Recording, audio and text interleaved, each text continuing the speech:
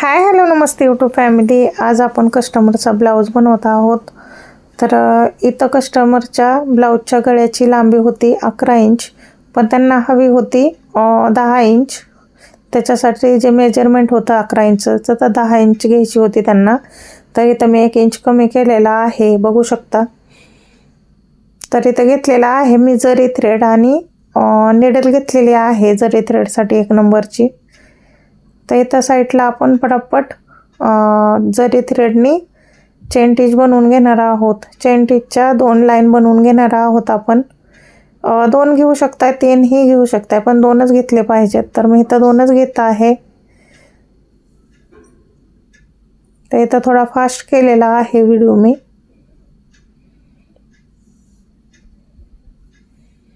तर छोटे छोटे चेन टिच टाकून घ्यायचे आहे, ज्याकरून जेव्हा आपण ब्लाऊज शिवतो तेव्हा ते शिलाई करताना प्रॉब्लेम नाही येणार. कटिंग केल्याच्या नंतर धागे निघत नाहीत, त्यासाठी चेन टिच करतात. तर इथं बघू शकता दुसरी लाईन देखील मी बनवून घेतलेले आहे चेन टिचची.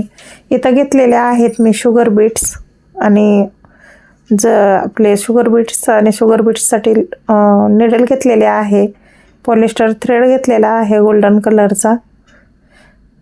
तर इथं 8 नंबर जी आपण सुई घेतली होती त्याच्यामध्ये मी शुगर बीट्स लोड करून घेतले होते आणि 2-2 शुगर बीट्स टाकून व्यवस्थित वर्क करून घेत आहे मी.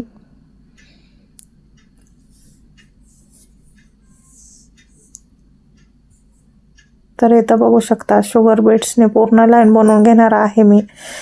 इथं झालेले आहे आणि हे आहेत 2 mm गोल्डन मोती. तर हे गोल्डन मोती मी अर्ध्यापर्यंतच लावणार आहे. इथं मी चॉकने बघू शकता, मी चॉकने एक लाईन दिलेली आहे,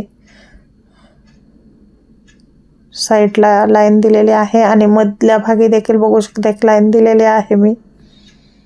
आपण फक्त तिथपर्यंतच वर्क करणार आहोत, ज्या करून जे मधली भाग राहणार आहे तिथं आपण लावणार आहोत पिकॉक. तर इथं मी बोटाने दाखवत आहे की आपण इथं 2 mm गोल्डन मोती लावत आहोत.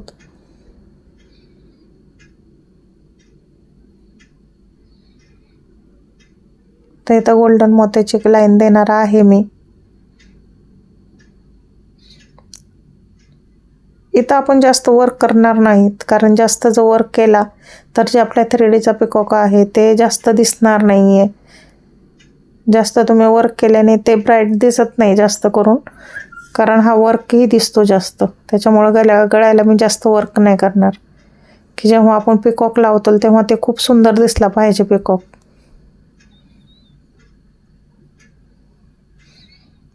तर इथं बोलले ना मी की बघू शकता तुम्ही जे लाईन बनवली ते आपण तिथपर्यंतच वर्क करून घेत आहे मी.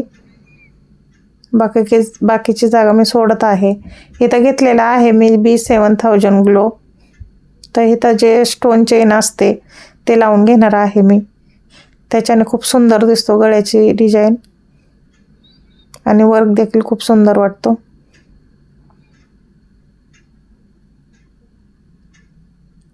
तर इथं व्यवस्थित चिपकून घेणार आहे मी हे स्टोन चेन.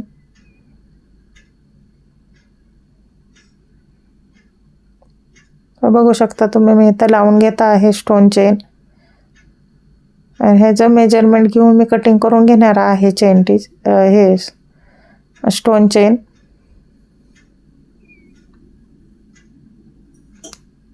तर इथं व्यवस्थित कटिंग करून घेतलेले आहे मी आणि साईडला बाजूला देखील मी लावून घेणार आहे. तर हे लक्षात ठेवायचं आहे, जेव्हा तुम्ही 3Dचे पिकॉक वगैरे बनवतात तेव्हा तुम्हाला अर्ध्यामध्येच वर्क करायचं आहे. जास्त वर्क करायची गरज नाही आहे, कारण ते दिसत नाही आहे. पिकॉकच्या खालच्या साईडला असल्याच्या नंतर ते दिसणार नाही, त्याच्यामुळं करायची गरज नाही. ते जागा तुम्ही अशीच सोडू शकता.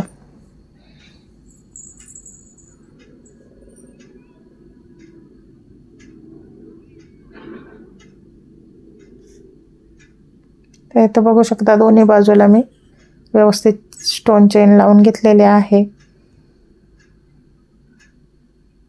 आणि आणखीन एक मी 2 mm गोल्डन मोत्याची लाईन देणार आहे.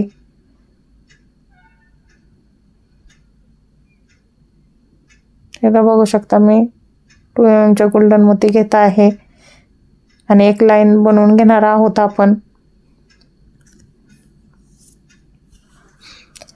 तर ज्यांना कुणाला आजचा वर्क आवडला असेल त्यांनी नक्की लाईक, शेअर, सबस्क्राईब करा.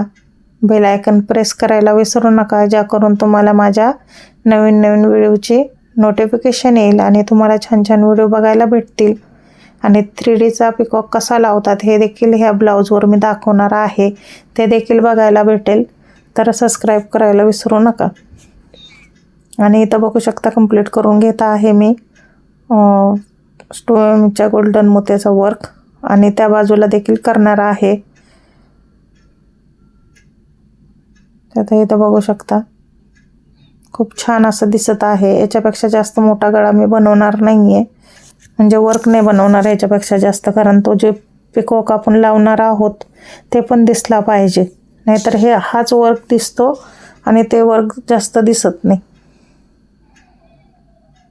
तर जसं आपल्याला कस्टमरने सांगितलेलं आहे तसंच आपण बनवत आहोत. तर तुम्ही देखील असा वर्क बनवा. आणि ह्याच्या पुढचा व्हिडिओ आपला पिकॉकचाच येणार आहे, 3D पिकॉक कसा लावायचा ते. तर ताईंना तुम्हाला सगळ्याला आवडला असला व्हिडिओ तर नक्कीच कमेंट करून सांगा की तुम्हाला हा व्हिडिओ आवडला का.